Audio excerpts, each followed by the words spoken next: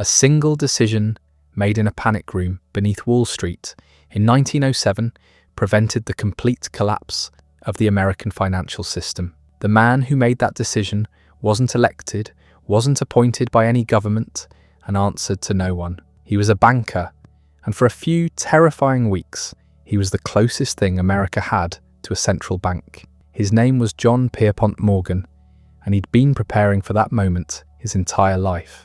But here's what makes his story stranger. The crisis of 1907 wasn't even the most consequential thing he did. This was a man who personally bailed out the United States government twice, who assembled US Steel, the first billion-dollar corporation in human history, who could collapse or save any bank in America with a single telegram. By the time he died, he controlled assets worth more than the entire US Treasury.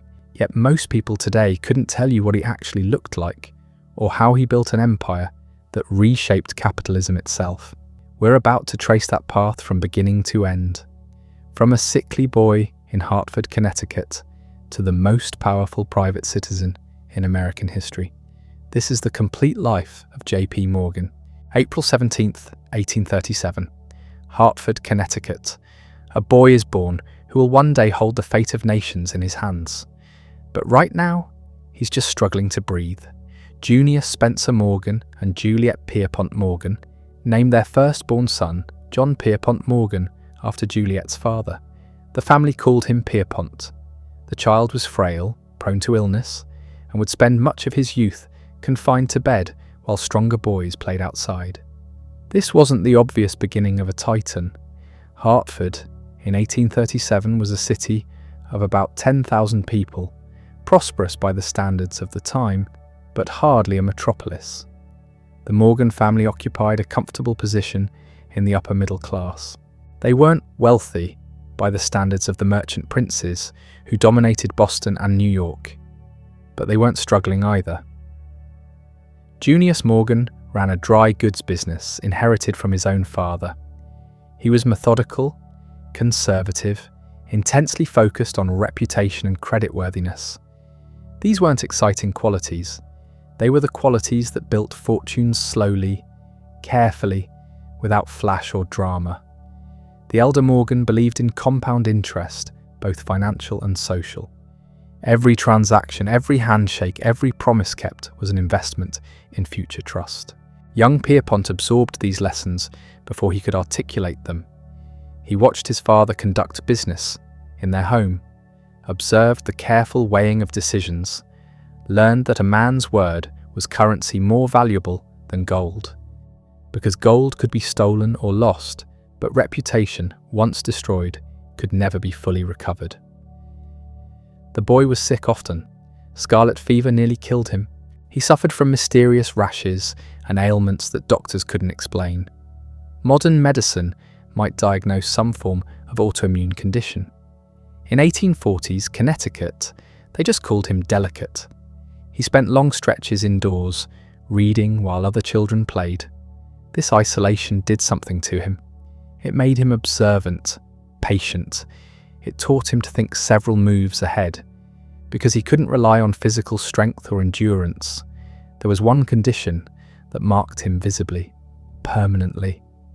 By his teenage years, Pierpont developed a severe case of acne rosacea. His nose began to swell and redden, eventually becoming bulbous and discoloured. It was grotesque. It made him self-conscious in a way that never fully left him. Later, when he was one of the richest men alive, he still refused to be photographed head-on. He destroyed prints that showed his nose too clearly.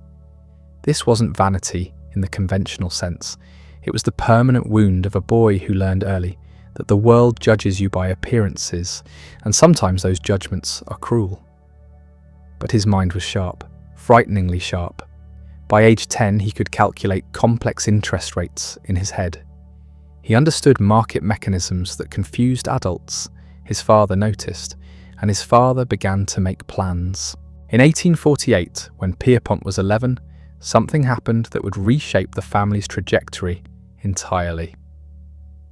Junius Morgan was offered a partnership in a Boston merchant banking firm, not the Hartford dry goods business anymore. Banking, real banking, the kind that moved capital across oceans and financed railroads and industrial ventures. Junius accepted. The family moved to Boston, and young Pierpont entered a new world. Boston in the late 1840s was America's financial capital, though New York was beginning to challenge that dominance. The city's merchant princes had grown rich on the China trade, on textile mills, on the vast fortunes being extracted from a westward expansion. These weren't shopkeepers anymore. These were men who thought in terms of decades and continents. Pierpont attended the English High School of Boston, one of the finest educational institutions in America. Here's where the isolation of his childhood began to show its value. While other boys socialized and formed lasting friendships, Pierpont studied. He wasn't antisocial exactly. He was focused. He had a goal now, though he might not have been able to articulate it yet. He was going to matter. His physical frailty, his scarred face, these wouldn't define him. His mind would. Mathematics came easily. Too easily, perhaps. He was bored by most of his classes, but he excelled anyway, because excellence was expected. The Morgan family didn't accept mediocrity. You did things correctly, or you didn't do them at all. Then came a decision that would prove more important than anyone realized at the time. Junius Morgan, watching his son's progress, decided that an American education wasn't sufficient. Not for what he had in mind. If Pierpont was going to operate at the highest levels of international finance, he needed European Polish. He needed to understand how the real power centers of the world functioned. In 1854, at age 17, Pierpont was sent to Switzerland, to a boarding school near Lake Geneva, to learn French, German, and the manners of European society, to become something more than an American provincial. The Alps rose in the distance. The other students came from aristocratic families across Europe, and the boy from Hartford, Connecticut, with his disfigured nose and his fierce intelligence, began his real education. He hated it at first. The loneliness was crushing. Letters home were his only connection to everything familiar.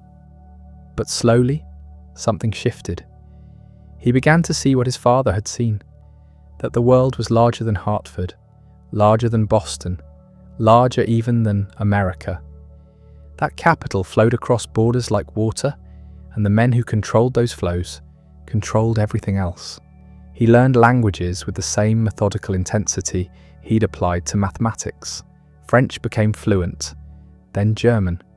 He studied European history, not from textbooks, but by visiting the sites where empires had risen and fallen. He met the children of bankers and industrialists and minor nobility, and he learned how they thought, how they negotiated, how they concealed information while appearing to be completely open. These weren't lessons you could get at any American university. This was an apprenticeship in power. 2 years in Switzerland, then a year at the University of Göttingen in Germany. By the time Pierpont returned to America in 1857, at age 20, he wasn't a boy anymore. He was fluent in 3 languages. He understood European finance. He developed the bearing and confidence of someone who belonged in rooms where decisions were made, and he was ready to begin. His father had arranged a position for him at a New York banking firm, Duncan, Sherman and Company, agents for George Peabody and Company of London. The firm George Peabody and Company would later become something else, something that would carry the Morgan name. But we're getting ahead of ourselves. Pierpont arrived in New York City in 1857. The city was growing explosively, chaotically. 500,000 people crowded into Manhattan's southern tip. The streets were filthy, the air thick with coal smoke and horse manure. Immigrants poured in by the thousands. Fortunes were made and lost daily. It was nothing like Boston's ordered respectability. It was raw, violent, opportunistic, and Pierpont loved it immediately. He took a modest apartment and threw himself into the work. Banking in 1857 meant something different than it does now. There was no Federal Reserve, no central banking system, no real regulation at all. Banks issued their own currency.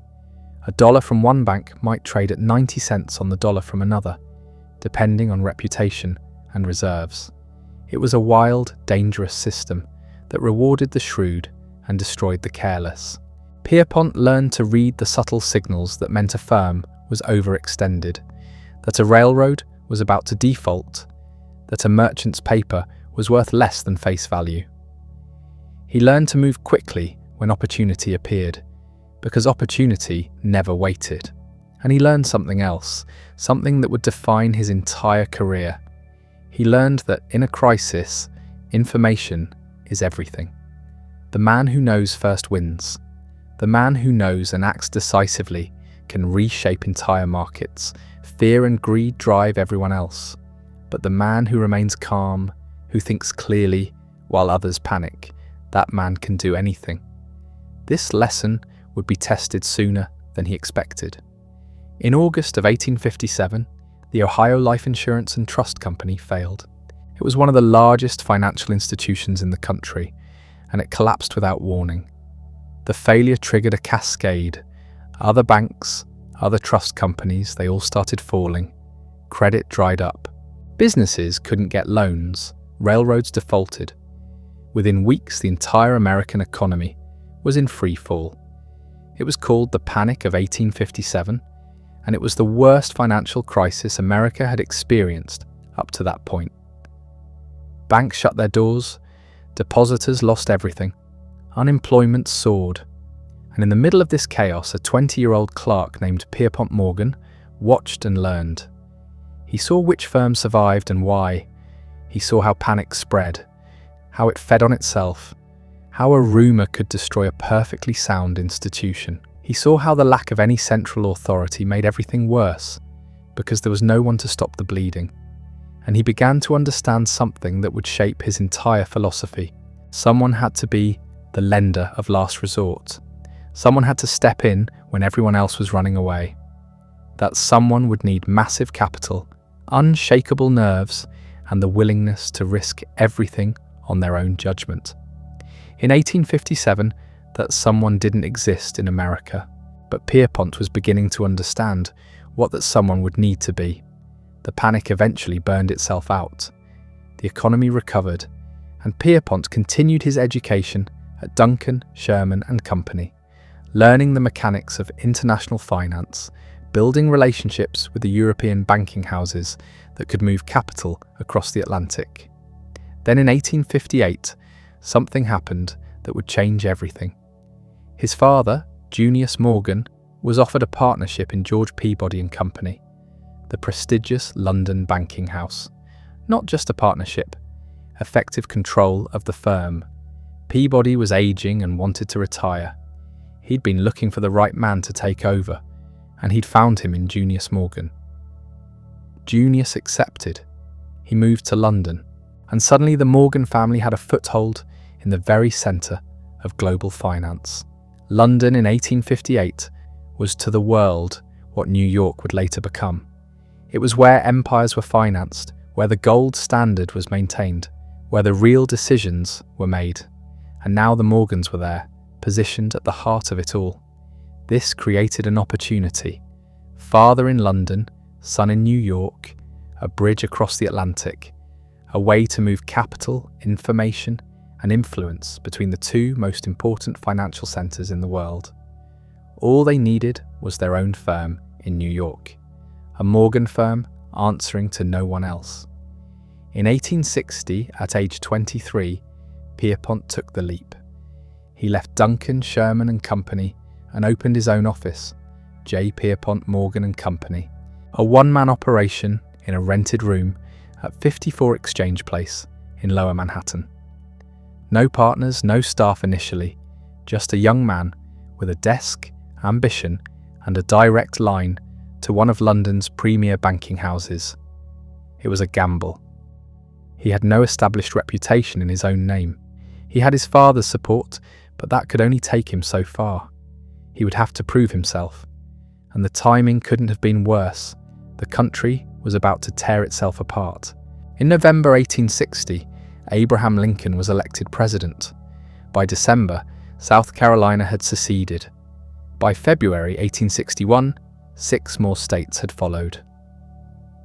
In April, Confederate forces fired on Fort Sumter.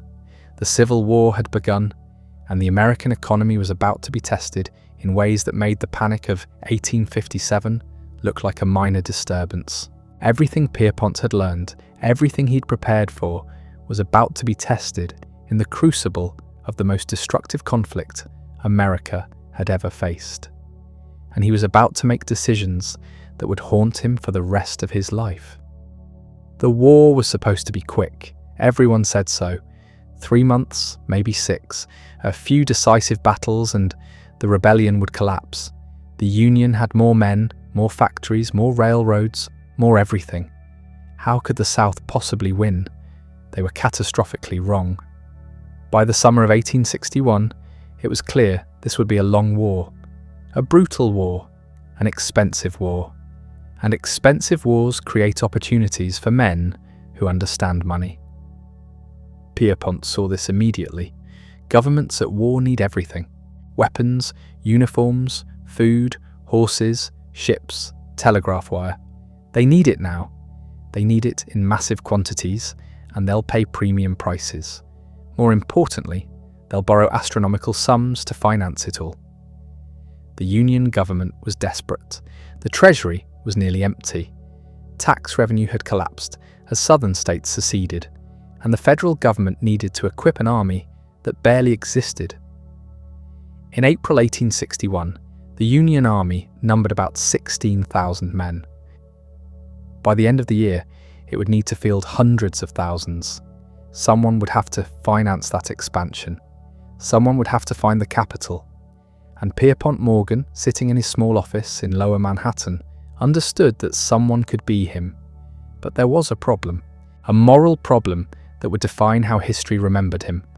Because the first major deal Pierpont made during the war was one he should never have touched. It started with a man named Arthur Eastman, a speculator who'd heard about 5,000 obsolete rifles sitting in an army warehouse. They were Hall carbines, outdated weapons that the army had declared surplus.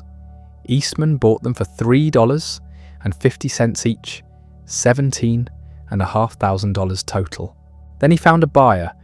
General John Fremont, commanding Union forces in Missouri, was desperate for weapons. He agreed to pay $22 per rifle. Eastman stood to make over $90,000 on a single transaction. But he didn't have the initial capital. He needed financing. He went to J. Pierpont Morgan and Company. Pierpont looked at the numbers. The profit was guaranteed. Fremont had already agreed to purchase. The rifles would be refurbished before delivery. The transaction was legal technically. The army had declared the weapons surplus. Someone else owned them now. If the Union wanted them back, they'd have to pay market price. He approved the loan. The rifles were delivered. Fremont paid. Eastman made his profit and repaid Morgan with interest. And Pierpont had earned a substantial fee on a completely legal transaction. Except the rifles were dangerous. They'd been declared surplus because they had a tendency to blow up in soldiers' hands. Several Union soldiers were maimed when the weapons misfired. Congress investigated. The scandal erupted. Pierpont was never charged with anything. He hadn't sold the rifles. He'd simply financed a transaction between willing parties. But the story followed him forever. Critics would point to it as proof of his character. Here was a man who would profit from selling defective weapons to his own country's army while it fought for survival. He never publicly apologized, never expressed regret. His defenders argued he'd done nothing illegal, that he couldn't have known about the rifle's condition, that he was simply a financier providing capital. His critics saw something darker, a willingness to profit from anything, regardless of the consequences. A belief that business was business, and morality was something other people worried about. Both versions contained truth. What's undeniable is what came next. Because whatever moral compromises Pierpont made during the war, he also recognized something crucial. Paper money was about to change everything. Before the Civil War, America didn't really have a national currency. There was gold and silver, which everyone accepted. But most money in circulation was private banknotes, paper currency issued by individual state-chartered banks, thousands of different varieties, each theoretically redeemable for gold at the issuing bank. The system was chaos. Counterfeiting was rampant. Nobody knew which banknotes were sound and which were worthless. In 1861, the Union was broke and couldn't borrow enough gold to finance the war. So Congress did something radical. They authorized the Treasury to print paper money backed by nothing except the government's promise to eventually redeem it. Not gold certificates, not silver certificates, just paper. They called them greenbacks because of the distinctive green ink on the reverse. It was an emergency measure. Almost everyone assumed the greenbacks would be withdrawn after the war, and the country would return to gold. But Pierpont saw further. He understood that paper money, once introduced, would be impossible to eliminate. It was too convenient, too flexible. The gold standard was a straitjacket. Paper money could expand and contract with the economy's needs. More importantly, paper money created new opportunities. In a gold-based system, capital was limited by physical supply. You couldn't create more gold, but paper money could be created by banks through lending. The money supply could grow with the economy, and the men who controlled that process would control the economy itself. This was the future Pierpont glimpsed, a world where finance was built on paper and confidence rather than metal and weight, where the ability to move capital mattered more than the ability to hoard gold, where a banker's judgment would be worth more than a merchant's inventory. But first he had to survive the war, because New York in 1863 was about to explode. The draft riots started on a Monday morning in July. 3 days of absolute chaos. Working-class mobs, mostly Irish immigrants, rampaged through Manhattan. They burned buildings, looted shops, lynched black citizens. They attacked the homes of wealthy Republicans, who they blamed for the war and the draft. They tried to burn the Tribune building. They attacked police stations. More than 100 people died. The city was in flames, and Pierpont, sitting in his office downtown, watched the smoke rise and understood something fundamental about American society. The social fabric was thinner than people realized. Scratch the surface, and you found rage, desperation, the sense that the system was rigged and only violence could change it. He also understood that the wealthy were targets, not abstractions to be taxed, actual targets whose homes could be burned and whose bodies could be dragged through the streets. Property rights meant nothing when the mob was outside your door. All the money in the world couldn't protect you if society collapsed. This fear would shape his thinking for the rest of his life. The constant awareness that civilization was a thin veneer over chaos. That order had to be maintained at almost any cost. That someone had to be strong enough, ruthless enough, to hold things together when everyone else panicked. The riots were eventually suppressed. Federal troops, fresh from Gettysburg, were rushed to the city. Order was restored, but the lesson remained. Pierpont threw himself into work. The war dragged on. His firm grew. He built relationships with the government agencies that were spending money on an unprecedented scale. He learned to move capital between New York and London, taking advantage of exchange rate fluctuations. He financed gold shipments, bond offerings, currency speculation, and he began to understand gold itself differently, not as money, but as a commodity that could be traded. Its price fluctuated based on confidence in the greenback. When Union armies won battles, gold prices fell because people trusted the paper currency more. When the Union suffered defeats, gold prices soared as people fled to metal. This created opportunities. Pierpont started trading gold futures, betting on price movements. It was lucrative. It was also controversial, because when you bet on gold rising, You were essentially betting against Union victory. You were profiting from bad news. Critics called it treason. Traders called it business.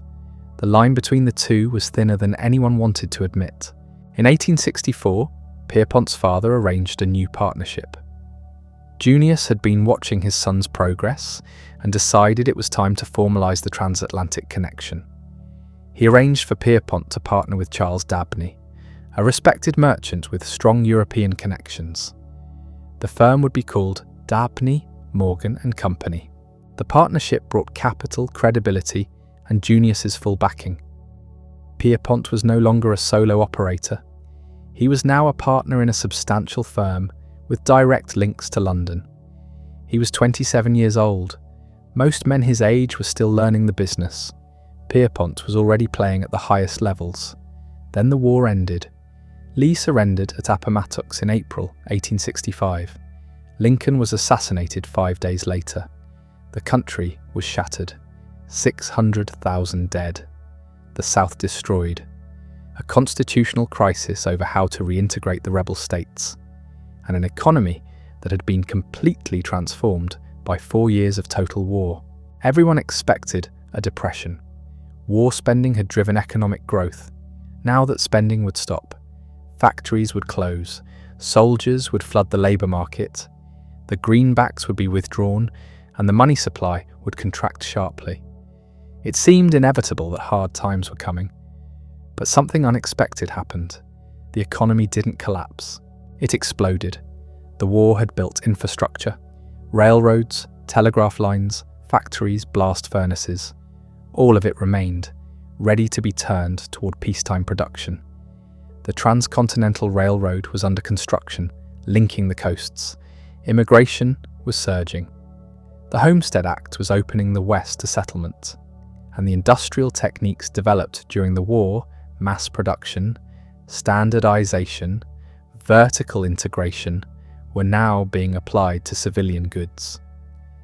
America was about to enter the greatest economic expansion in its history, and the men positioned at the intersection of capital and industry would become richer and more powerful than anyone had imagined possible. Pierpont saw it coming. He understood that the real opportunities weren't in trading gold or financing government debt. They were in building the railroads, steel mills, and telegraph networks that would knit the country together. The war had been preparation. What came next would be the main event. But first he needed to learn a painful lesson about loyalty and family in the world of high finance. Because in 1871, his partnership with Charles Dabney would fall apart in a way that revealed exactly how ruthless Pierpont could be when his interests were threatened. The problem was simple. Dabney wanted to retire. He'd made his money. He was tired. He wanted out. But the partnership agreement required both partners to agree on any major changes. Pierpont didn't want the firm dissolved. He wanted to continue under a new structure. Dabney wouldn't cooperate, so Pierpont found a solution. He couldn't force Dabney out, but he could make staying unbearable. He began conducting business in ways that technically didn't violate the partnership agreement, but made Dabney's position untenable. He made decisions without consultation. He took risks Dabney wasn't comfortable with. He essentially froze his partner out of the firm that bore his name. Dabney got the message. He agreed to dissolve the partnership, and Pierpont immediately formed a new firm with different partners who would be more compliant. The new firm was called Drexel, Morgan and Company, partnering with the powerful Philadelphia banking house of Drexel and Company. It gave Pierpont everything he needed: capital, connections, and complete control. The message was clear. Loyalty meant nothing when business was at stake. If you were useful, Pierpont would work with you. If you became an obstacle, you would be removed. Not with violence, not with obvious betrayal, but with the kind of cold maneuvering that left no fingerprints. This was who J.P. Morgan was becoming. Not the young man who'd wept over his dying wife. Not the dutiful son following his father's instructions. Something harder. Something necessary, perhaps, in the brutal world of Gilded Age capitalism. But something that had left pieces of his humanity behind. He was 34 years old. He controlled one of the most powerful banking houses in New York. He had direct connections to London's financial elite through his father. He had learned every lesson the market could teach about risk, timing, and the weakness of other men. And now, the railroads were calling. The railroad boom of the 1870s was unlike anything America had ever seen. Miles of track were being laid every day. Competing lines raced to connect cities, to reach new territories, to claim the most profitable routes before someone else did. Money poured in from European investors eager to profit from America's expansion. Stock promoters promised incredible returns. Engineers swore they could build anything anywhere. It was chaos dressed up as progress. And chaos, Pierpont had learned, created opportunity for men who could impose order. The problem with railroads wasn't that they were being built. The problem was how they were being built. Competing lines would lay parallel tracks to the same destination, cannibalizing each other's business. Companies would overextend themselves, building into territories that couldn't support the traffic. Financiers would promote stock in ventures that had no hope of profitability, pocket the cash and leave investors holding worthless paper when the company inevitably collapsed. The technical term was overcapitalization. The plain English translation was fraud. Pierpont watched railroad after railroad go bankrupt, not because the technology didn't work, not because people didn't need transportation, but because the financial structures were rotten from the foundation up. Too much debt, too many competing interests, management teams that cared more about stock manipulation than actually running trains. Someone needed to fix this, not out of charity, out of self-interest, because the chaos was making it impossible to know which railroad investments were sound and which were elaborate confidence schemes. And Pierpont's clients, the wealthy Europeans who trusted him with their money, were growing nervous about American railroads. So he began to develop a method. When a railroad came to Drexel, Morgan looking for financing, Pierpont didn't just lend them money, he demanded representation on the board. He insisted on examining the books personally. He required detailed reports on operations, on maintenance schedules, on actual traffic versus projected traffic. He wanted to know everything, and if he found the management incompetent, he replaced them. If the route was unsustainable, he forced consolidation with a competitor.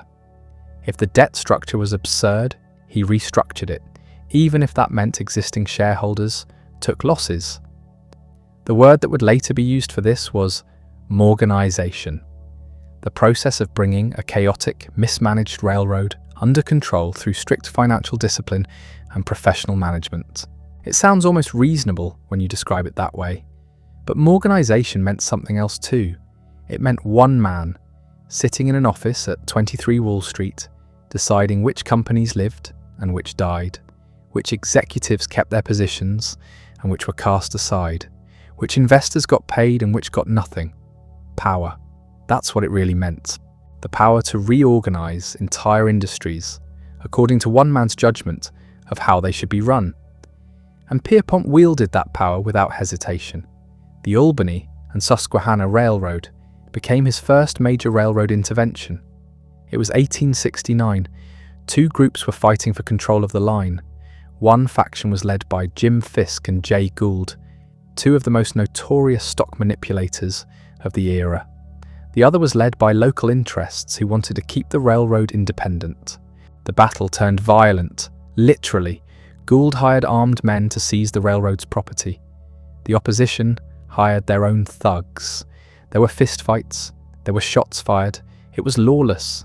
The Albany and Susquehanna's management approached Pierpont for help. They needed financing to fight off the takeover. More importantly, they needed someone with enough weight to make Gould back down. Pierpont saw the situation clearly. If Gould won, he'd strip the railroad for parts and leave it worthless. If the local interests won but remained undercapitalized, the railroad would fail anyway. The solution was to finance the locales, take control of the board himself, and run the railroad properly? He did exactly that.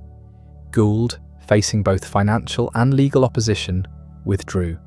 Pierpont reorganized the company, put competent managers in place, and turned it profitable. The lesson wasn't lost on anyone in the railroad industry.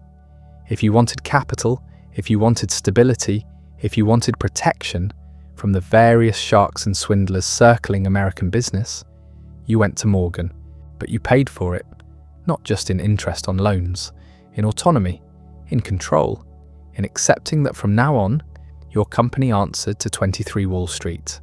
Some railroad men resented this. They'd built their empires themselves, laid the track with their own hands, fought off competitors and hostile investors. Now some banker who'd never driven a spike was telling them how to run their business. Pierpont didn't care about their resentment. He cared about results, and the results spoke for themselves. Morgan-controlled railroads didn't go bankrupt. They paid their divots, they maintained their equipment, they followed rational expansion plans instead of building wherever speculation was hottest. Was it control? Yes. Was it effective? Undeniably. By 1873, Pierpont was the most powerful railroad banker in America, and then the entire economy collapsed around him. The Panic of 1873 started with the failure of J. Cook and Company, one of the most respected banking houses in America. Cook had overextended himself financing the Northern Pacific Railroad. When the railroad's bonds couldn't be sold, Cook's firm went bankrupt. The failure triggered a cascade. Banks collapsed. The stock market crashed. Railroads that had seemed solid suddenly couldn't meet their debt obligations. Credit dried up completely. Businesses failed. Unemployment soared. It was the worst financial crisis in American history up to that point. The depression that followed would last 6 years. Pierpont's response to the crisis revealed something essential about his character. He didn't panic. He didn't retreat. He moved forward systematically, doing what he'd always done, but on a much larger scale. Railroads that were failing came to him because there was nowhere else to go. He restructured them. He forced mergers between competing lines. He eliminated duplicate routes. He imposed professional management. He turned chaos into order, one bankruptcy at a time. And he made money doing it. Not quickly, not through speculation, but through the slow, methodical process of buying distressed assets cheap, reorganizing them properly, and holding them until they became profitable again. This was the Morgan method. Buy when others are panicking, sell when they're euphoric, never follow the crowd, and always maintain enough liquid capital to survive until the crisis passes. Other bankers went under during the Panic of 1873. Drexel, Morgan grew stronger. By the time the Depression ended in 1879, the American railroad industry had been fundamentally transformed. The age of wildcat speculation was over. The age of Morgan control had begun. But railroads were just the beginning.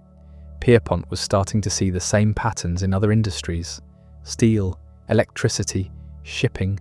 Everywhere he looked, he saw inefficiency, duplication, wasteful competition, opportunities for consolidation, opportunities for control. The 1880s would see him extend his reach into industry after industry, but the railroads remained his primary focus, because railroads were the infrastructure of everything else. Control the railroads, and you controlled how goods moved, how people traveled, how the entire economy functioned. In 1885, Pierpont brokered a deal that would become legendary in financial circles. Two competing railroad lines, the New York Central and the Pennsylvania Railroad, had been cutting rates to steal business from each other. The rate war was destroying both companies' profitability. It was classic prisoner's dilemma. Each had to keep cutting rates because the other was cutting rates, but both would be better off if they just stopped. They couldn't stop on their own. There was too much bad blood, too much competitive instinct. They needed someone to force them to cooperate. Pierpont called a meeting. He invited Chauncey Depew, president of the New York Central, and George Roberts, president of the Pennsylvania Railroad, to his yacht. the Corsair. The yacht detail is important. Pierpont didn't hold this meeting in an office where people could leave when they got frustrated. He held it on his yacht, anchored in New York Harbor. They were trapped there until he let them go. The meeting lasted hours. Pierpont made both men agree to stop the rate war. He made them sign a formal agreement, and he made it clear that if either violated the agreement, Drexel, Morgan would never finance them again. It worked. The rate war ended. Both railroads returned to profitability, and the message was sent. Morgan could make competing companies cooperate whether they wanted to or not. The yacht meeting became a template. Whenever industries descended into destructive competition, Pierpont would gather the relevant parties, force them to negotiate, and impose a solution that served everyone's interests better than continued warfare. Some people called this statesmanship, others called it monopoly. Both were right. The thing about monopoly is that it's not always bad for consumers. Sometimes consolidation leads to better service, lower prices, more investment in infrastructure. The railroad industry under Morgan control was more efficient, more reliable, and less prone to spectacular failures than it had been during the era of unchecked competition. But it also meant that a small group of men controlled something that everyone needed, and that created a different kind of problem. By 1890, Pierpont essentially controlled the American railroad industry. Not every line, but enough of them that nothing major could happen without his approval. He sat on the boards of dozens of railroads. His partners and allies sat on dozens more. The web of influence radiating out from 23 Wall Street touched every major transportation route in the country. He was 53 years old. He'd been in banking for 35 years.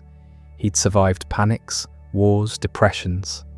He'd accumulated more power than most politicians ever dreamed of. And unlike politicians, he didn't have to worry about elections. His personal life had stabilized too. After Mary's death, he'd remained single for 4 years. Then in 1865, he'd married Frances Louisa Tracy, called Fanny. It wasn't a love match, not in the way his first marriage had been, but it was solid, practical, appropriate. Fanny came from a good family.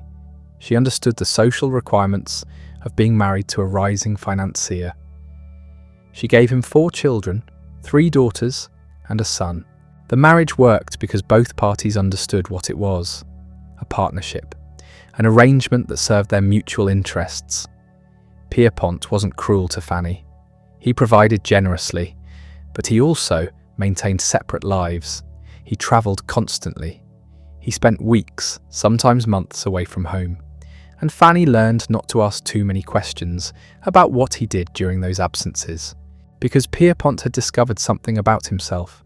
The strict Victorian morality he'd been raised with, the puritanical discipline that governed his business life, didn't extend to his private appetites. He wanted beauty. He wanted pleasure. He wanted things that a respectable married banker wasn't supposed to want.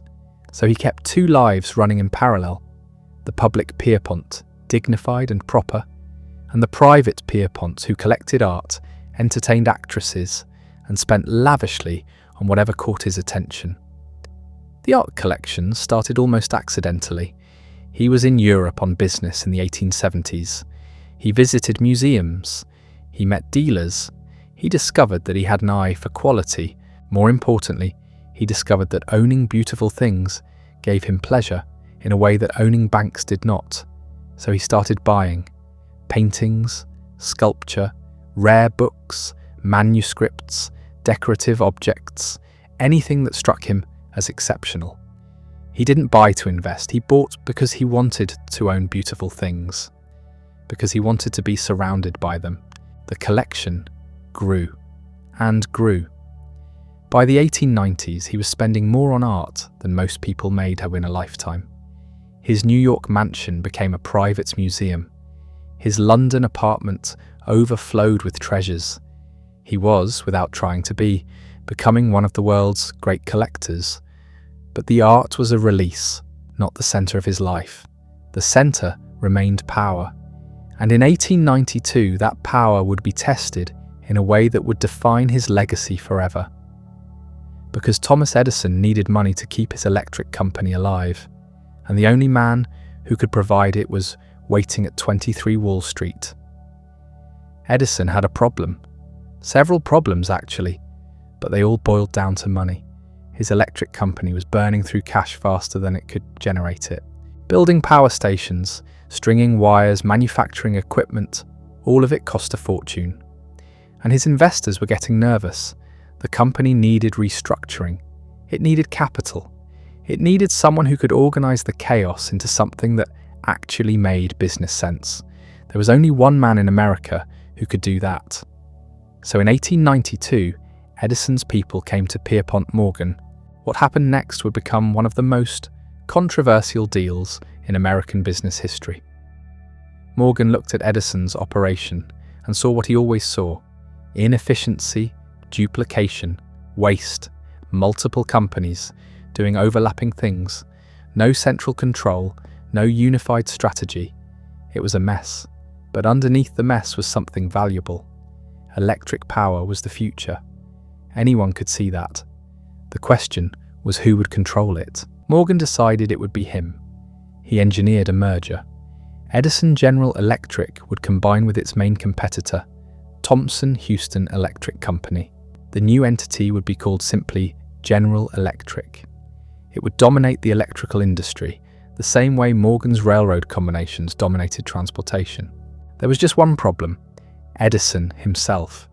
Thomas Edison was a genius inventor. Nobody disputed that. But he was also stubborn, difficult, and completely unwilling to compromise on anything he considered a matter of principle. And he considered almost everything a matter of principle. Morgan didn't care about Edison's principles. He cared about creating a profitable, stable company.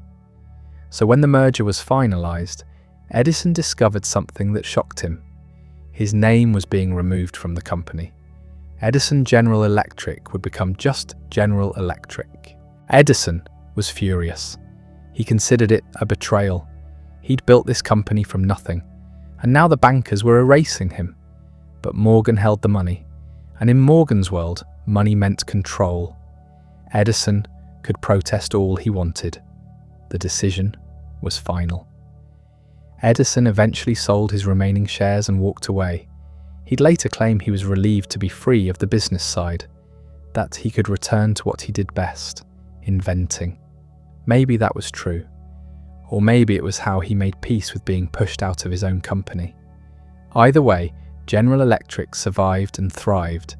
It became one of the largest corporations in America, and Morgan's reputation as a man who could organize industries grew even stronger.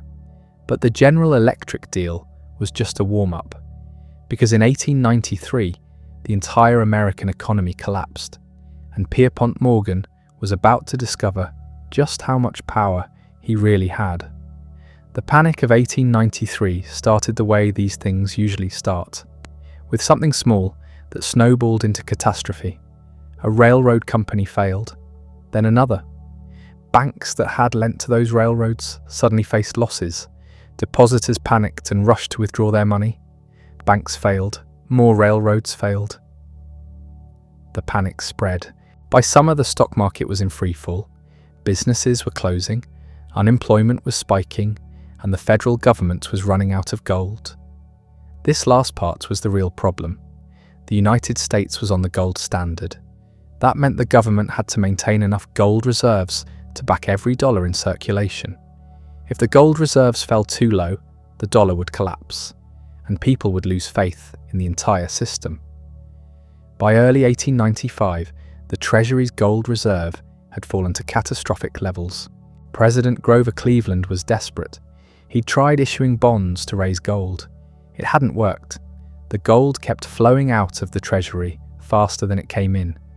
Cleveland needed help, and there was only one person who could provide it. He sent word to Pierpont Morgan, "Come to Washington." Morgan arrived at the White House on February 8th.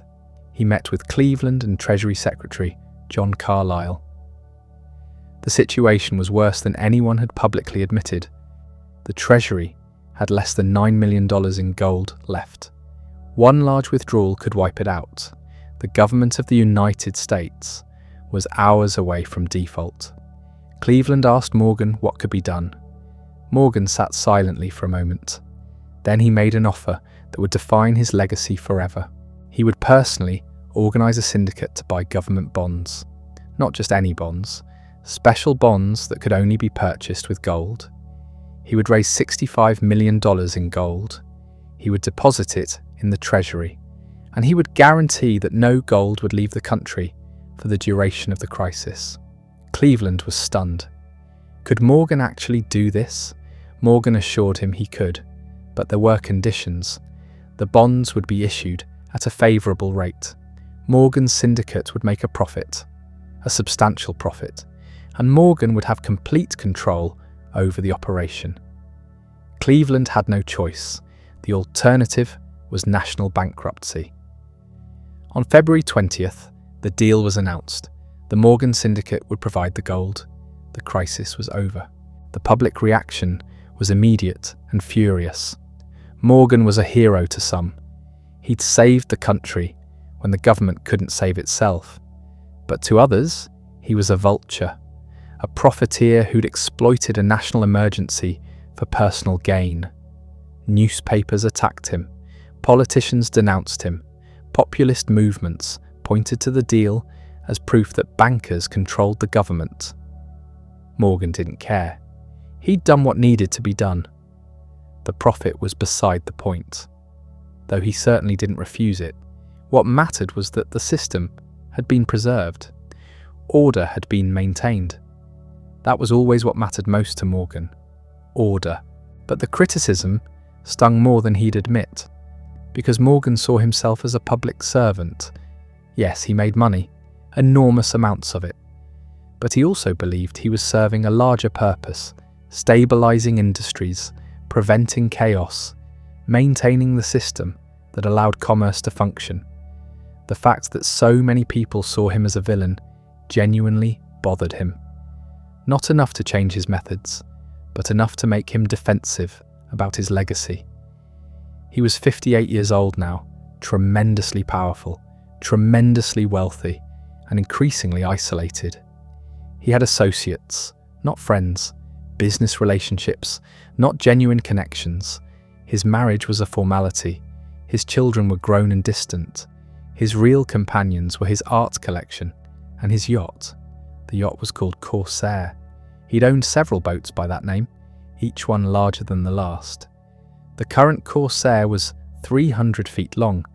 It was less a yacht than a floating palace. Morgan would spend months at a time aboard it, cruising the Mediterranean, visiting ports, conducting business from the deck. People joked that when Corsair docked, the market moved. It wasn't really a joke.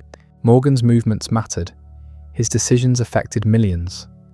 When he bought, markets rose. When he sold, they fell. That kind of influence would have terrified most people. Morgan seemed to take it as his natural due. His physical appearance had changed dramatically. The nose condition that had plagued him since youth had worsened. Rhinophyma, the doctors called it. It caused his nose to swell and redden and take on a bulbous, disfigured appearance. It was painful. It was embarrassing, and there was nothing he could do about it. He hated being photographed. He hated the stares.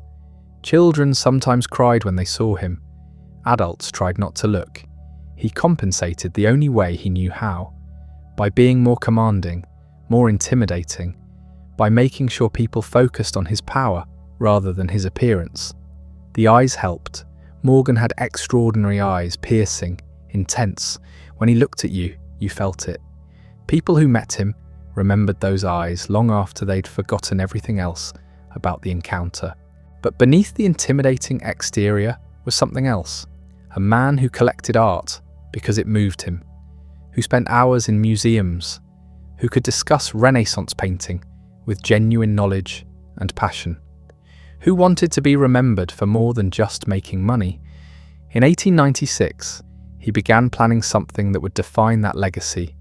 He would build a library, not just any library, a private library that would house the most important collection of rare books and manuscripts in America, maybe in the world.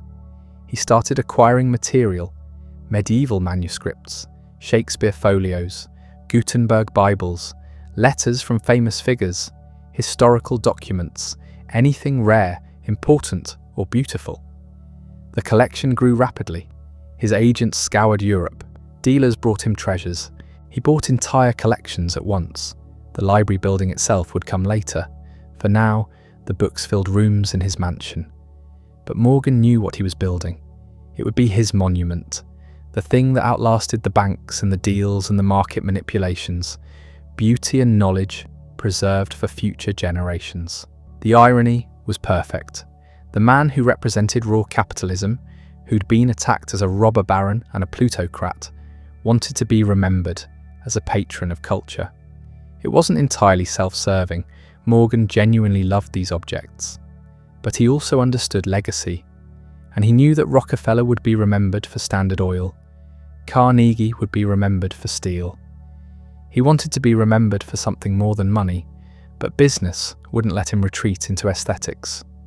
Because in 1901, the biggest deal of his career was about to happen. A deal so large it would create the first billion-dollar corporation in history. Andrew Carnegie wanted to sell his steel company. At 66, Carnegie was ready to retire.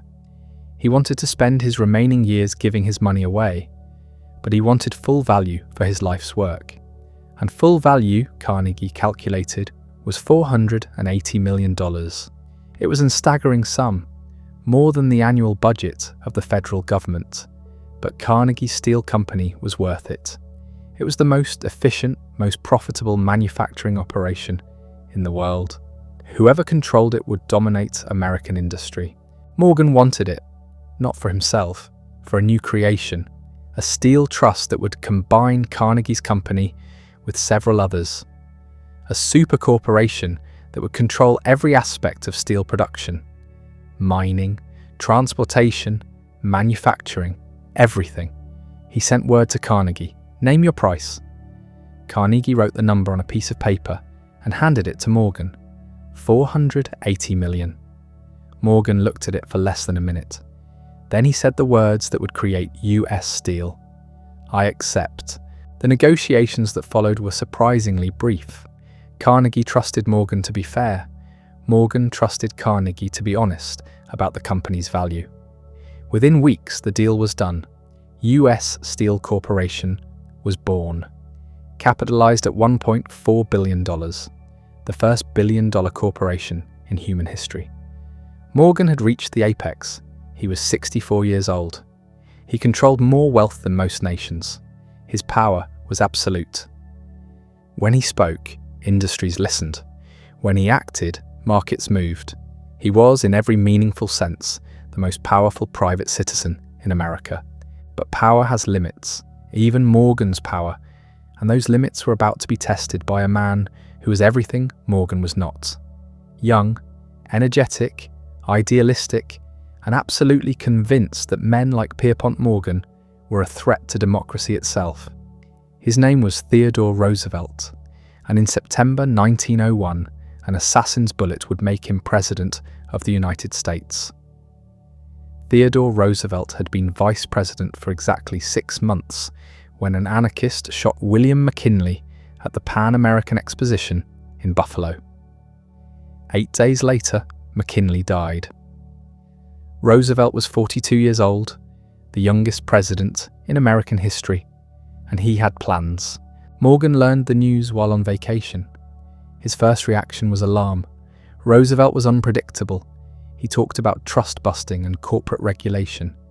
He'd made a name for himself fighting corruption in New York. This was not a man who understood business, not a man who respected the natural order of things. Their first real confrontation came faster than anyone expected. In February 1902, Roosevelt's Attorney General filed suit against the Northern Securities Company. This was a railroad holding company that Morgan had created just months earlier. It combined the Northern Pacific, the Great Northern, and the Chicago, Burlington, and Quincy railroads under a single corporate umbrella. Morgan couldn't believe it. Presidents didn't attack businesses like this. Not successful businesses, not businesses that employed thousands of people and moved the economy forward. He took the next train to Washington. The meeting in the White House was tense. Morgan treated Roosevelt like a reasonable man who'd made a mistake. "If we have done anything wrong," Morgan said, "send your man to my man and they can fix it up." Roosevelt's response was cold. "That can't be done," Morgan tried again. "We have done nothing wrong. We bought the stock in the open market. It was all legal." Roosevelt was unmoved. The law was the law. The Sherman Antitrust Act prohibited monopolies. Northern Securities was a monopoly. The case would proceed. Morgan left furious. This wasn't how things worked. Business and government were supposed to cooperate, find practical solutions, not drag each other through courts like common criminals. But Roosevelt wasn't interested in cooperation. He saw himself as a champion of the common man against concentrated wealth. And Morgan was the perfect villain, the face of everything wrong with American capitalism. The case dragged through the courts for 2 years. In 1904, the Supreme Court ruled against Northern Securities. 5-4, the company had to be dissolved. Morgan had lost. It was the first major defeat of his career, and it signaled something new. The era of unchecked corporate power was ending. Government was asserting authority. The rules were changing. Morgan adapted. He had to, but he never forgave Roosevelt, and he never understood what the president was trying to do. To Morgan, business was progress. Consolidation was efficiency. Why would anyone want to stop that? The clash between them represented something fundamental. Two visions of America. Morgan's vision was order, hierarchy, experts running things, stability through concentrated power. Roosevelt's vision was competition, opportunity, fairness, stability through enforced rules. Neither man would fully win, but the balance was shifting, and Morgan, for all his power, couldn't stop it. Yet even as his political influence waned, his financial power remained absolute. Because in 1907, the American banking system nearly collapsed, and only Pierpont Morgan could save it. The Panic of 1907 began in October. A failed attempt to corner the copper market triggered a run on several New York banks. Depositors lined up demanding their money. The banks didn't have it. They'd lent it out as banks do. Suddenly, institutions that looked solid yesterday were hours from failure. The crisis spread. Banks that did business with the failing banks came under pressure. Stock prices plummeted. Credit froze. The entire financial system was seizing up. The Treasury Department had no mechanism to inject liquidity. The Federal Reserve didn't exist yet. There was no central bank, no lender of last resort, no institutional backstop. There was only Morgan. He was 70 years old. His health was declining. But when the crisis hit, he transformed. The old vigor returned. He took command. His library became the command center. Not his office, his library. The place he'd built to house beauty. Now it would house the salvation of American finance. Every major banker in New York was summoned. They gathered in the East Room, surrounded by Morgan's treasures. Renaissance paintings, medieval manuscripts, first editions, and they waited. Morgan sat in the West Room, his private study, smoking cigars, playing solitaire, making decisions that would determine which institutions lived and which died. He was performing triage. Some banks could be saved with loans, others were too far gone. He decided which was which. There was no time for committees or consensus. Morgan decided. Everyone else obeyed. The crisis peaked on Saturday, November 2nd. The Trust Company of America was hours from failure. If it went down, it would take dozens of others with it. The entire system would collapse. Morgan needed $25 million immediately. He gathered the bank presidents in the library, told them the situation, explained what was needed. Then he locked the doors, Nobody was leaving until the money was raised. The bankers argued, negotiated, tried to protect their own institutions. Morgan sat silently, occasionally speaking, mostly just watching. The pressure was extraordinary. Some men wept, others raged. Finally, around 5 in the morning, they agreed. The money was pledged.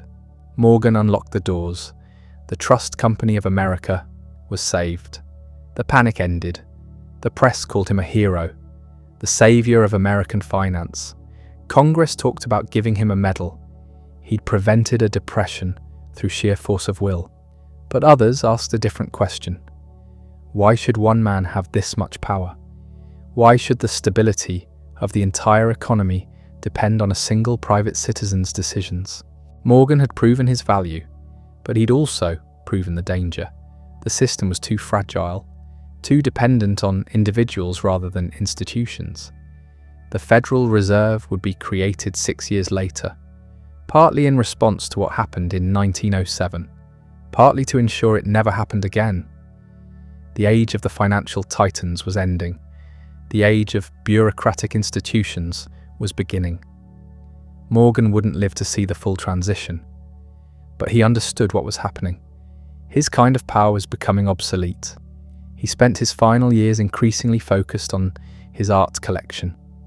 The library expanded. He bought more aggressively: Italian bronzes, Egyptian artifacts, medieval armor, anything beautiful or rare.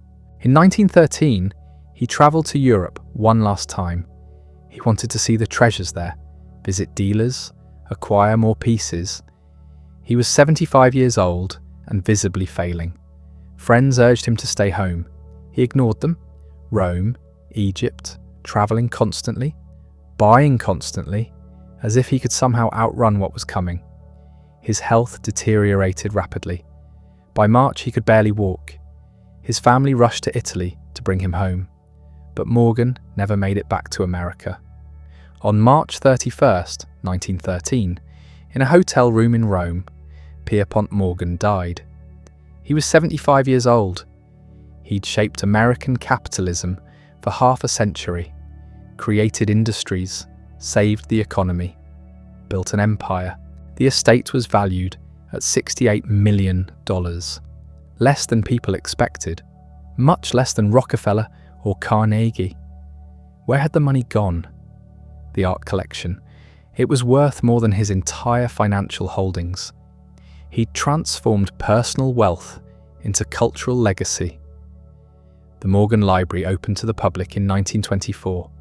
Everything he'd collected, available for scholars and visitors. His monument. The banking empire passed to his son, Jack Morgan. But it was different now. Regulated, constrained. The era of personal banking kingdoms was over. J.P. Morgan and Company remained powerful, but nothing like Pierpont's days. Looking back, Morgan's legacy is complicated. He prevented financial panics, but he also concentrated too much power. He built industries, but he also crushed competition. He preserved art, but he also embodied inequality. His defenders say he brought order to chaos, created stability, saved the economy when government couldn't. His critics say he represented everything wrong with Gilded Age capitalism, unchecked power, private control of public necessities.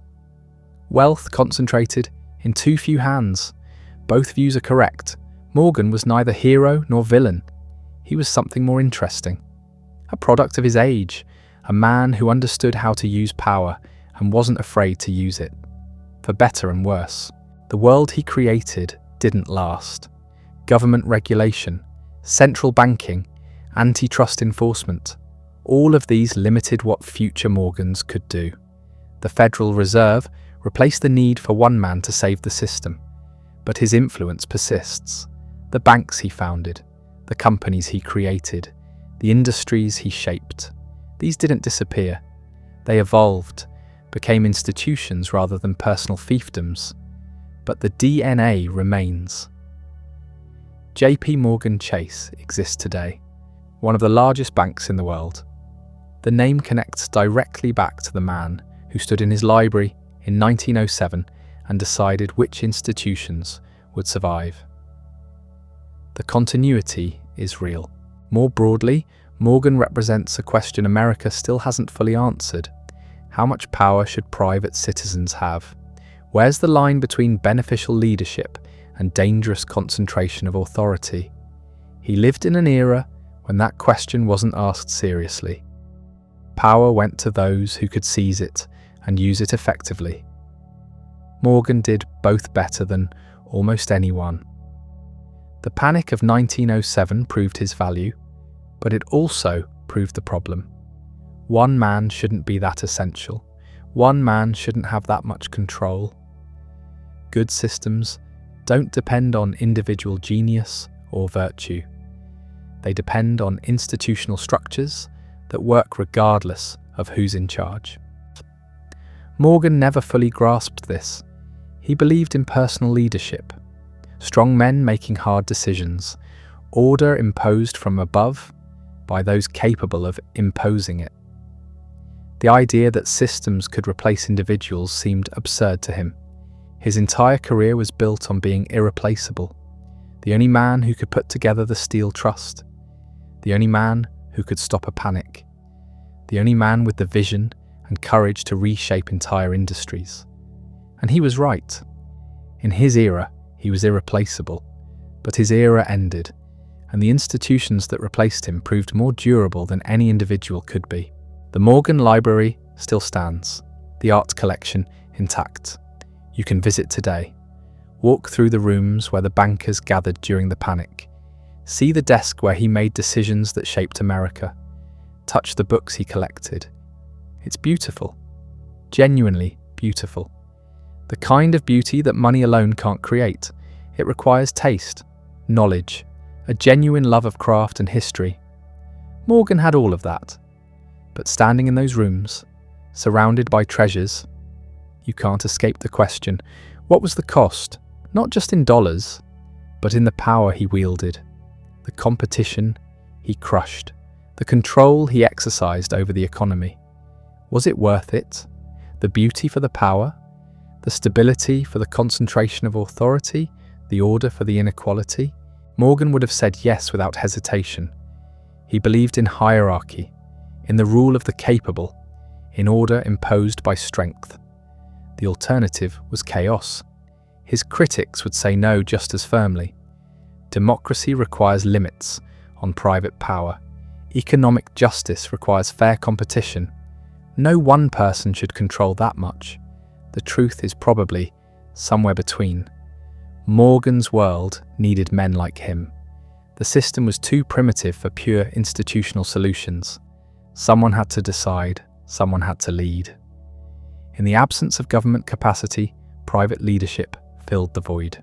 But that doesn't mean it should have stayed that way. The reforms that came after Morgan, the Federal Reserve, antitrust enforcement, securities regulation, these weren't betrayals of capitalism.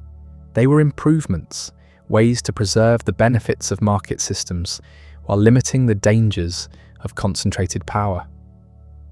Morgan fought those changes, resented them, never understood why anyone would want to limit the capable in favor of the mediocre.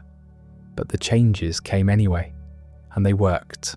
The American economy today still runs on institutions Morgan would barely recognize, but it runs on principles he helped establish. Private capital should be allowed to accumulate. Markets should organize resources. Profit should drive innovation. Government should establish rules, but not micromanage outcomes. These ideas weren't Morgan's inventions, but he proved they could work at scale, that America could have massive industrial enterprises without destroying prosperity. That consolidation could create efficiency instead of just extracting wealth. His methods were often brutal. His vision was limited. His disregard for democratic accountability was dangerous. But the fundamental bet he made on American capitalism turned out to be correct. The question is, what we do with that legacy. Do we celebrate Morgan as a builder of modern America, or condemn him as a robber baron who concentrated dangerous power? The answer matters because similar figures exist today. Different industries, different methods, but the same basic dynamic. Private individuals accumulating massive wealth and power, using that power to shape industries and influence government, claiming they're making the world better, while critics accuse them of exploiting their position. Tech billionaires, hedge fund managers, private equity titans. They don't look like Morgan, don't act like him, but they occupy similar space in the economy.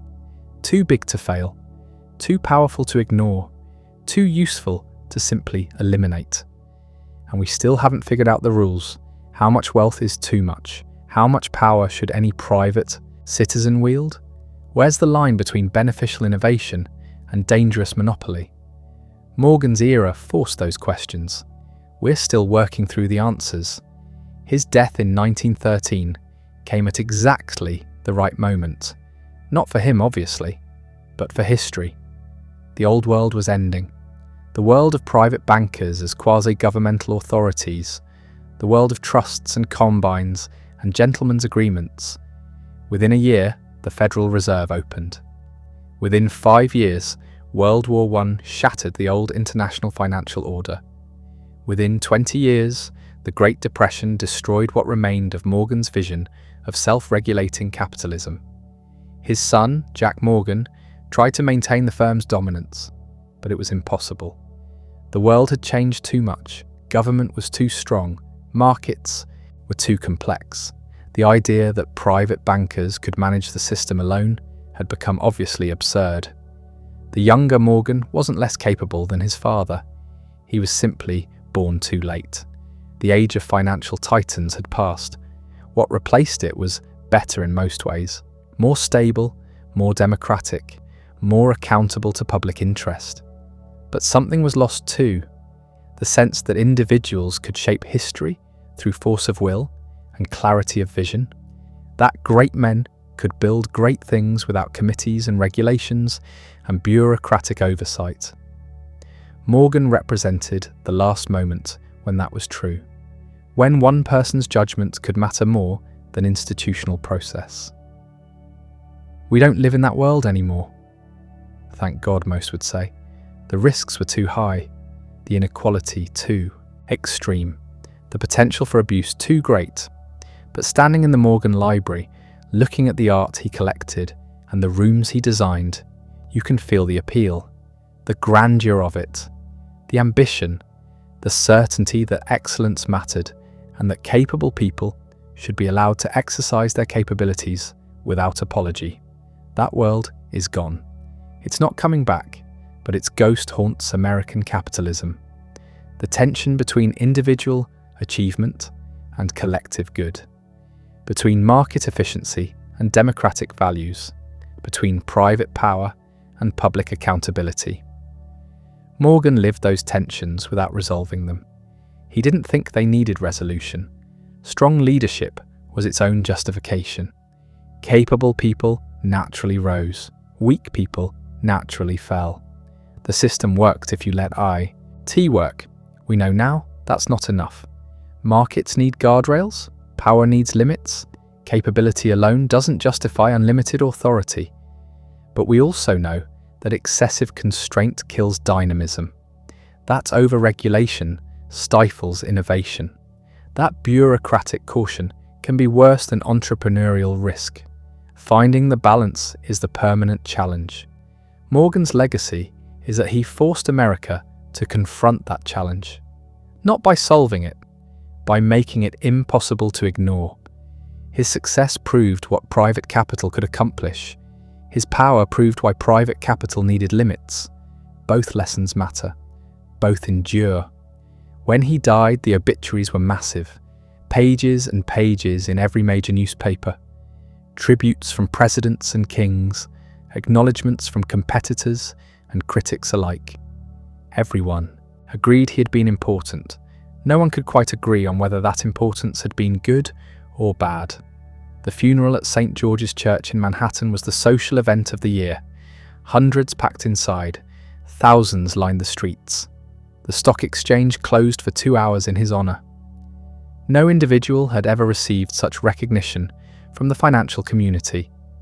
But the tributes were careful, respectful, but not worshipful. People acknowledged his achievements without quite endorsing his methods.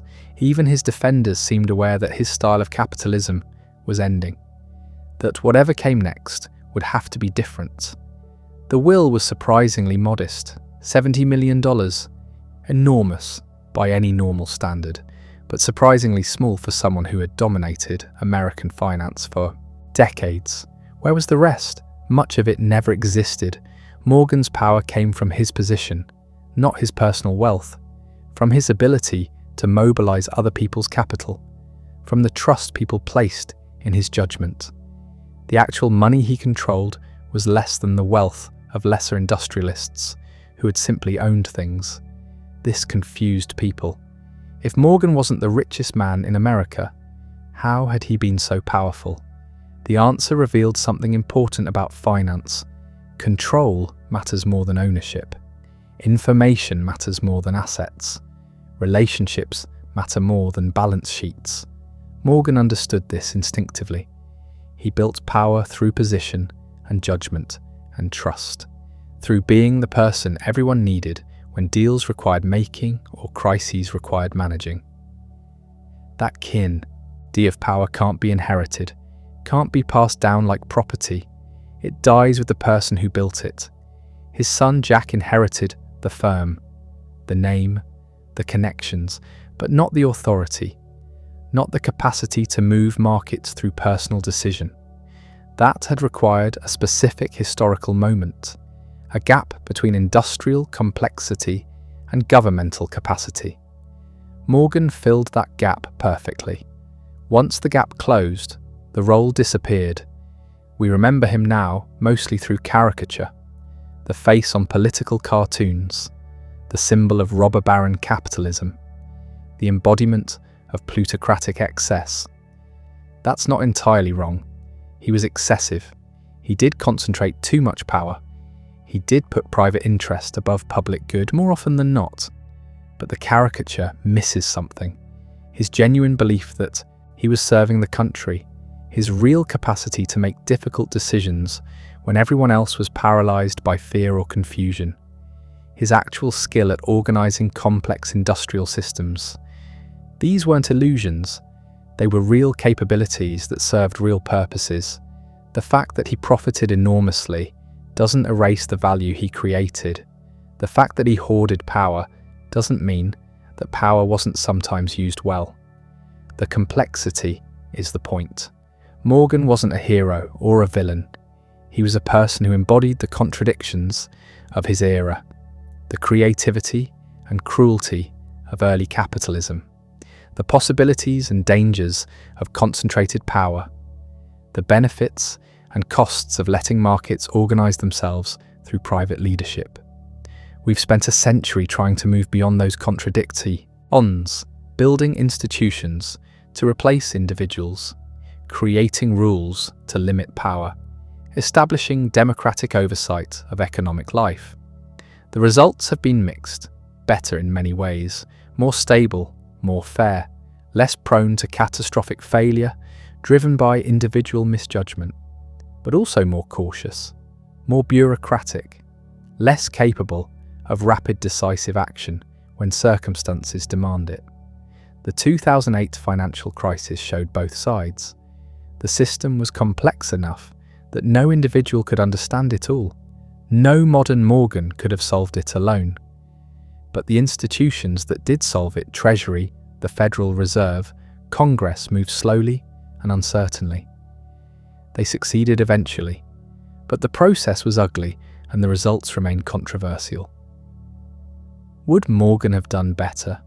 Almost certainly. The crisis was too large, too interconnected, too dependent on technical details he couldn't have mastered, but his defenders can point to the contrast. When Morgan faced a panic, he gathered the key players in a room and made them agree to a solution in one night. When modern institutions faced a panic, they needed months of debate and political maneuvering. Both approaches have virtues, both have costs. The real lesson is that neither works perfectly. Individual leadership without institutional constraint leads to abuse. Institutional process without individual judgment leads to paralysis. The goal is balance. Authority that's powerful enough to act but limited enough to stay accountable. Leadership that's decisive but not dictatorial. Systems that enable action without enabling tyranny. Or NY. America has been working on that balance since Morgan's death, sometimes getting it right, often getting it wrong, always arguing about where exactly the lines should be drawn. That argument is healthy.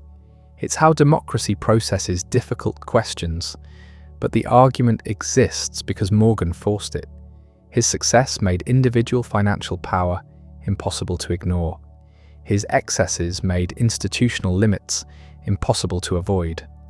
The synthesis we've built represents progress from his era, but it's progress that wouldn't exist without his example.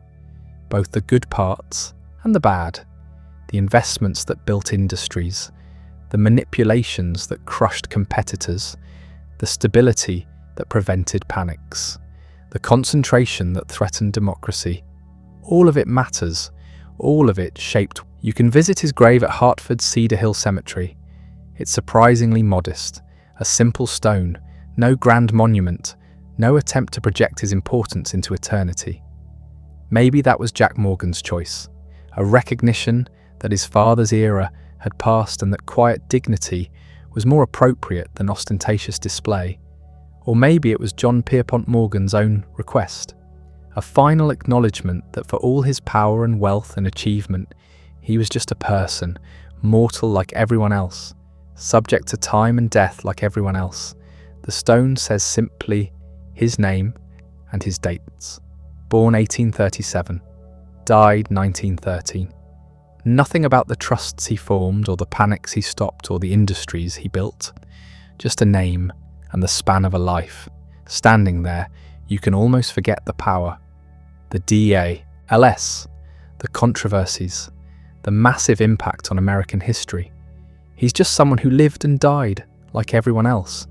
But walk a few miles south, into Hartford, past the insurance buildings he helped finance, the banks that bear his name, the infrastructure his capital helped build.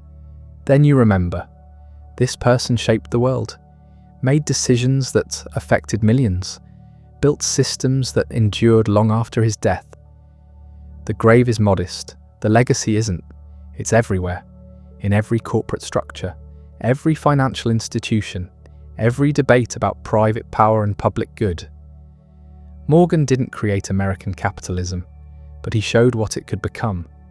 Both the incredible productive power and the dangerous concentration of authority. Both the capacity to build and the capacity to dom. Innate. We're still living with both sides, still trying to keep the benefits while limiting the dangers, still searching for the balance he never found, and probably never wanted to find. His era is over. His methods are obsolete. His assumptions about natural hierarchy and the rights of capable men have been thoroughly rejected by modern democratic society. But the questions he embodied remain. How much inequality will we tolerate in exchange for growth? How much private power will we allow in exchange for innovation? How much individual authority will we grant in exchange for decisive leadership? These aren't abstract philosophical puzzles, they're practical problems that require practical answers. And the answers we choose shape everything. The economy we live in, the opportunities we have, the distribution of wealth and power and influence. Morgan's ghost haunts those choices, whether we acknowledge it or not. His example set boundaries on what seems possible and what seems dangerous. His success legitimized certain approaches. His excesses delegitimized others. The conversation happens in his shadow even when his name never comes up. Consider the modern debate about billionaires, about whether extreme wealth is a reward for exceptional contribution or a symptom of system failure, about whether we should celebrate the ultra-rich as job creators or regulate them as potential threats to democracy. That's Morgan's debate. He lived it first, embodied both sides of it, created value and concentrated power, built industries and crushed competition, served the public good and served himself. All at once, all in the same person.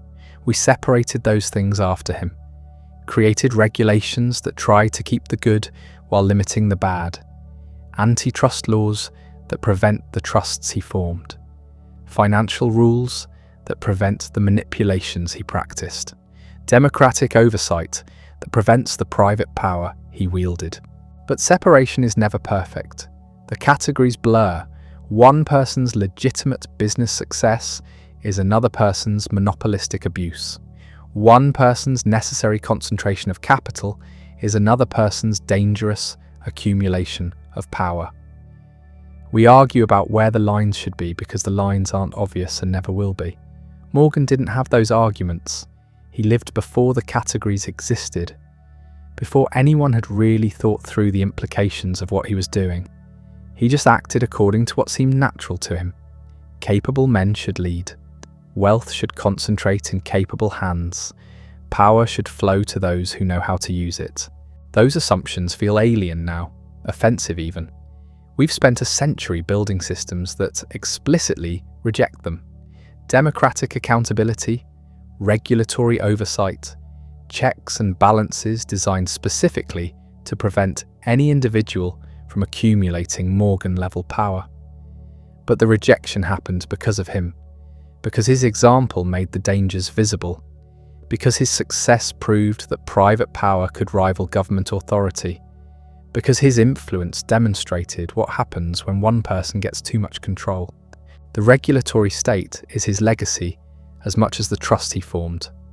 Both emerged from the same source: his willingness to act when no one else would, his ability to accumulate power when no one else could, his demonstration of what individual authority could achieve and what it could threaten. That paradox defines his historical importance. He's simultaneously the example of what capitalism can accomplish and the warning about what it can become. The model of effective private action and the reason we don't trust effective private action. The proof that individuals matter and the reason we build systems to limit how much they matter. Modern finance still operates in tension between those poles. We want the innovation and efficiency that comes from private capital, but we fear the concentration and abuse that comes with it. We need people willing to take big risks with big money, but we worry about giving anyone too much money to risk. Wall Street embodies that tension every day.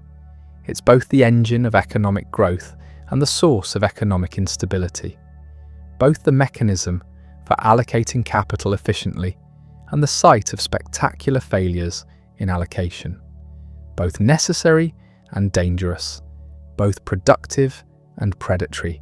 Morgan would recognize it immediately. That's how he saw his own role: necessary but resented, productive but threatening, creating value while accumulating power, serving the system while dominating it. He'd probably be frustrated by the regulations, the oversight, the limitations on what one person or one firm can do. He'd see them as obstacles to efficiency, barriers to the decisive action that crises require. But he'd also understand why they exist, why his own success made them necessary, why his example frightened people enough to demand constraints. He wasn't naive about the resentment his power generated. He just thought the resentment was less important than the results.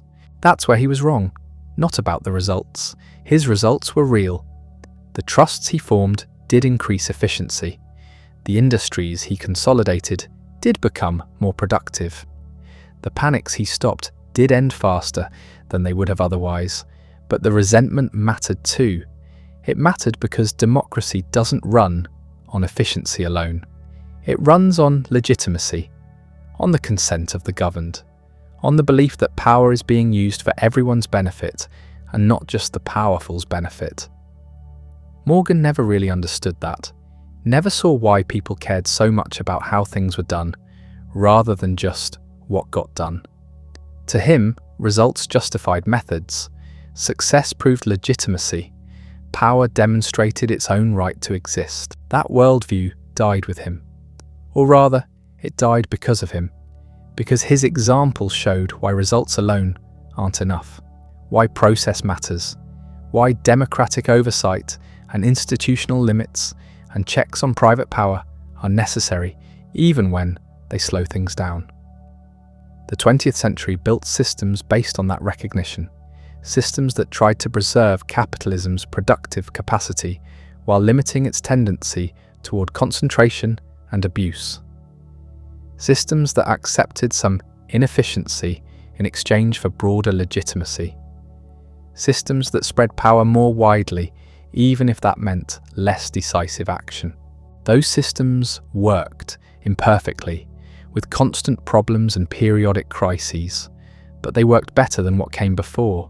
They produced growth without Morgan-level concentration, innovation without Morgan-level manipulation, stability without Morgan-level private authority. They also produced something Morgan never delivered: broad-based prosperity. The 20th century's economic growth reached more people than 19th century growth ever did. The middle class expanded, poverty declined, opportunity spread beyond the narrow elite that Morgan represented. That's not accidental. It's the result of deliberate choices to structure capitalism differently, to use government power to balance private power, to regulate markets rather than letting them regulate themselves, to redistribute wealth rather than letting it concentrate indefinitely. Morgan would have hated it, would have seen it as punishing success and rewarding mediocrity, would have argued that spreading wealth too widely meant wasting it on people who couldn't use it effectively, would have insisted that concentration in capable hands produces better results for everyone. He'd be wrong. The evidence is overwhelming. Broad-based prosperity produces better outcomes than concentrated wealth. Democratic accountability produces more legitimate authority than private power. Regulated markets produce more stable growth than unregulated ones.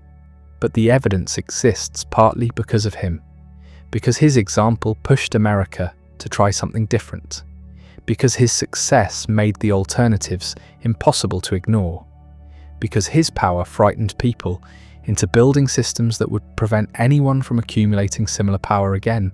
That's the ultimate irony of his legacy. He proved that private power could accomplish extraordinary things, and in doing so, he convinced everyone that private power needed to be limited. He demonstrated capitalism's potential and made the case for regulating capitalism. He showed what individuals could achieve and created the systems that would constrain what individuals could achieve. You can't separate those outcomes. They're two sides of the same coin: the achievement and the reaction, the demonstration and the response, the example and the warning. Modern America lives in the space between them. We want the dynamism Morgan represented, the willingness to act boldly, to take big risks, to build transformative enterprises, but we want it constrained, limited, accountable to something beyond itself. We want Morgan's results without Morgan's power, his innovation without his concentration, his effectiveness without his authority. Whether that's possible remains an open question. Whether we've found the right balance remains debatable. But the attempt to find it defines American capitalism in the century since his death. Every merger reviewed by antitrust authorities, every bank regulated by federal oversight, every market stabilized by government intervention, every attempt to preserve competition while allowing consolidation, every effort to balance efficiency with fairness.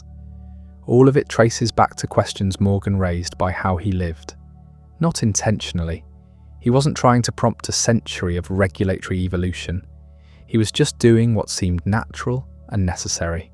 Using his abilities, accumulating power, building enterprises, stopping panics, living according to principles that made sense to someone of his background and his era. But history doesn't care about intentions. It cares about consequences, and the consequences of Morgan's career extended far beyond anything he imagined or planned. He thought he was building a financial empire. He was actually building the case for limiting financial empires. He thought he was demonstrating the virtues of concentrated capital. He was actually demonstrating the dangers. That's not failure. It's something more complicated. He succeeded at what he tried to do, built the trusts, stopped the panics, accumulated the power, dominated his era, but success created its own opposition, proved that the opposition was necessary, made the world he wanted impossible to sustain. There's tragedy in that. A man who achieved everything he set out to achieve, and in doing so ensured that no one could achieve the same things again. A career that demonstrated both the heights individuals could reach and the reasons they shouldn't reach those heights. A life that proved its own arguments wrong by proving them right. Morgan died believing in his methods, believing that capable men should lead, that wealth should concentrate in the best hands, that private power should shape public outcomes. He never lived long enough to see those beliefs thoroughly rejected, never watched the regulatory state dismantle the world he built, never witnessed the rise of systems specifically designed to prevent anyone from doing what he did. Maybe that's mercy, sparing him the sight of his life's work being systematically limited and constrained, sparing him the knowledge that he'd be remembered more as a warning than a model, sparing him the irony that his success would be used to justify preventing future success of the same kind. Or maybe he'd have understood, maybe he'd have seen that his era required his methods, but that different eras required different approaches. Maybe he'd have recognized that what worked in the 19th century couldn't work in the 20th. Maybe he'd have accepted that his example needed to be contained rather than repeated. We'll never know. He's been gone more than a century. His world is gone with him. The assumptions that guided him, the structures he built, the power he wielded, all artifacts now, all history, all subject to interpretation and reinterpretation by each new generation trying to understand what he meant and what he represents. This much is certain.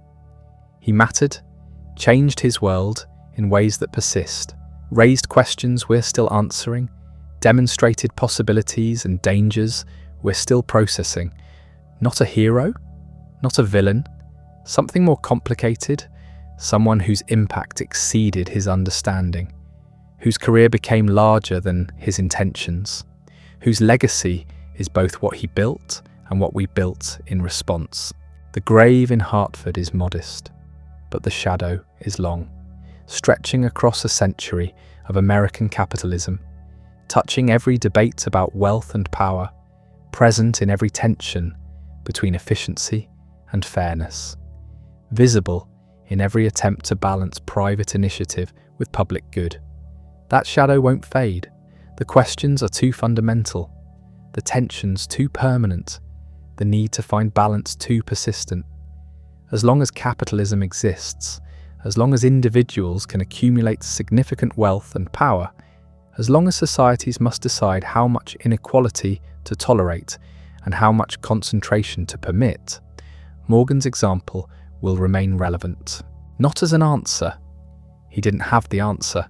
His solution was too one-sided, too focused on capability and not enough on legitimacy, too confident in individual judgment and not enough in democratic oversight, too willing to concentrate power and not enough concerned about concentrating it safely. But as a question, a permanent question about what we want from our economic system and what we're willing to accept to get it, about whether great individual achievement is worth great individual power, about whether we can have the benefits of capitalism without its dangers, about where exactly the lines should be drawn. We keep drawing them, keep adjusting them, keep arguing about whether we've got them right. That's Morgan's legacy, not the trusts or the banks or the art collection, but the permanent necessity of that argument, the endless work of finding balance, the recognition that capitalism requires both freedom and limits, both private initiative and public oversight, both individual achievement and collective protection. He lived at the hinge point, when those tensions became visible, when the need for balance became obvious, when America had to choose what kind of capitalism it wanted. His life forced that choice. His career made it urgent. His power made it necessary. The choice we made defined the modern world. Not perfectly, not finely, but meaningfully. We chose regulated capitalism over concentrated capitalism, democratic oversight over private authority, broad-based prosperity over efficient hierarchy. We chose it because of him, because his example showed us both what we wanted and what we feared. That's enough. That's legacy. Not eternal fame or perfect understanding or universal agreement about his meaning, but permanent relevance, permanent presence in conversations that matter, permanent impact on choices that shape millions of lives. John Pierpont Morgan, 1837 to 1913, financier, builder, concentrator of power, catalyst of regulation, example and warning, success and cautionary tale. Still here, still mattering, still raising questions we have to answer. The man who could move markets with a telegram lies in a modest grave. No grand monument, no marble columns, just a simple stone that says he lived and died like everyone else. But walk through any major American city and you'll see his real monument, the corporate structures that organize our economy, the financial institutions that move capital, the regulatory agencies that constrain them. All of it emerged from the world he built and the world we built to contain what he built. That's the strange duality of Morgan's legacy. He proved that concentrated private power could accomplish extraordinary things. And in doing so, he convinced everyone that concentrated private power was too dangerous to allow. The 20th century spent decades building systems to prevent another Morgan. The Federal Reserve to replace the need for individual rescue, antitrust laws to prevent the trusts he assembled, securities regulations to stop the manipulations he practiced, democratic oversight to limit the authority he wielded. Those systems worked, not perfectly, but better than what came before. They preserved capitalism's productive capacity while limiting its tendency toward dangerous concentration. They allowed innovation while preventing domination. They kept the benefits Morgan demonstrated while constraining the risks he embodied. We live in that synthesis now, taking for granted structures that only exist because his example frightened people into building them, assuming limits on private power that only exist because his power showed why limits were necessary, operating in markets that are regulated precisely because his markets weren't. The questions remain though: how much inequality will we tolerate? How much private power will we allow? How much individual authority will we grant? We keep adjusting the answers, keep finding new balances, keep discovering that the tensions Morgan embodied never fully resolve. Tech billionaires accumulate wealth that dwarfs what Morgan controlled. Hedge funds move markets in ways he never could. Private equity restructures industries with methods he'd recognize. Different tools, same basic dynamic. Private power that's both productive and threatening. Individual achievement that's both admirable and dangerous. And we still argue about where to draw the lines, still debate whether we've struck the right balance, still discover that capitalism requires constant adjustment rather than permanent solutions. Morgan's ghost haunts those arguments, whether we name him or not. His era is over, his methods are obsolete, his assumptions about hierarchy and capability have been rejected by democratic society, but the fundamental tension he represented remains: the permanent challenge of harnessing private initiative without enabling private tyranny, of allowing accumulation without permitting domination, of keeping capitalism's dynamism while limiting its dangers. That challenge defines modern economics. It's why we still study him, still argue about him, still try to understand what he represented and what he means. Not because his solutions work for us, they don't, but because his questions remain our questions, his tensions remain our tensions, his legacy remains our problem to solve. The library he built still stands, open to scholars, preserving beauty, housing treasures collected by a man who wanted to be remembered for more than money. He got his wish partially. The art endures, the books survive. The culture he preserved outlasted the banks he controlled. But he's remembered for the power too, for the panics he stopped and the trusts he formed, for the authority he wielded and the dangers he embodied, for being both solution and problem, both builder and warning, both example of what individuals can achieve and reason why we limit what individuals can achieve. That's legacy, not simple, not comfortable, not unanimously celebrated or unanimously condemned, just permanent, still present, still shaping how we think about wealth and power and the relationship between private initiative and public good.